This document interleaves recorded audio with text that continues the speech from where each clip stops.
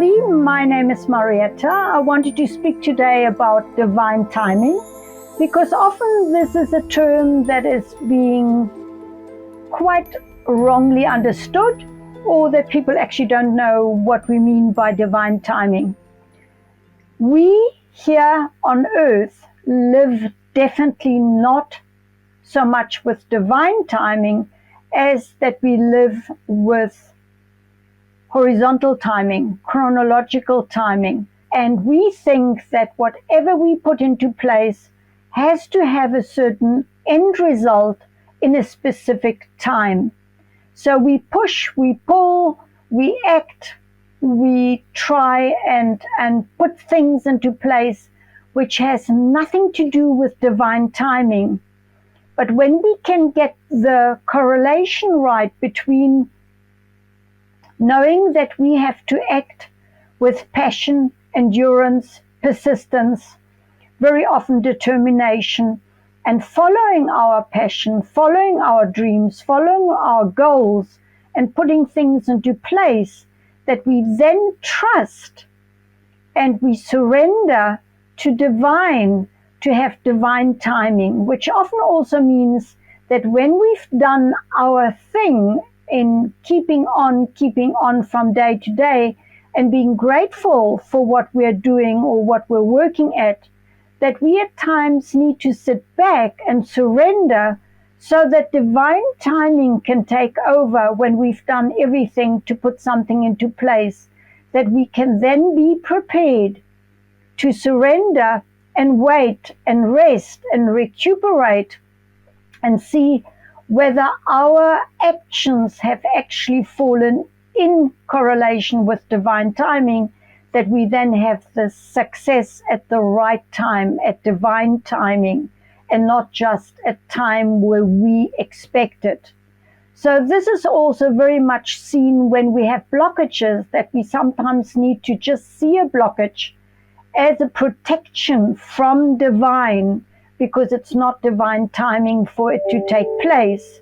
So it's very important that we realize when something is hard, that it's not necessarily not the right thing to do, but that it's more not the right thing at that time to push forward with, or to really tire yourself out with something if it blocks the whole time, because the right doors will open at the right time. So often when I also look at divine timing, I realize that my whole life, whenever I took action, has often not taken place than what I wanted, but then suddenly things would come my way because the opportunities or the right doors were open for me, because I've been working at my passion for 40 years non-stop. So you do become in sync with divine timing if you follow your life mission or your soul purpose day in and day out, and you just know that you're doing the right thing. You will have divine timing and rewards and success in divine timing, as long as you keep on doing what you really enjoy and what you're passionate about and what challenges you day in and day out. We just sometimes need to allow the universe to guide us, and where we can then be nudged into different directions to have success in a different direction, because often rejection is God's protection. When I meditate about something and we live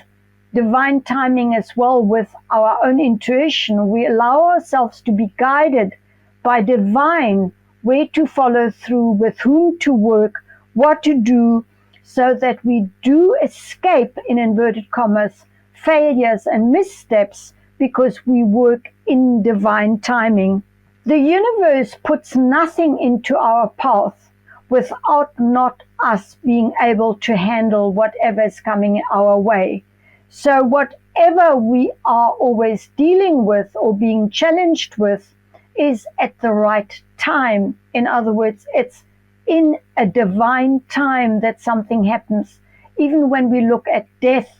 or failure or a massive challenge, it is in divine timing, because somehow, if we have taken responsibility for our actions and we have taken responsibility for where we are at, we will find that divine timing will take place and will push us either forward to success and achievement, or will guide us into other directions by opening other doors for us. And in the end, we will realize that even delays may be disappointing, but they build foundations for future success and accomplishments. So often our timing is very different from God's timing in all of our life.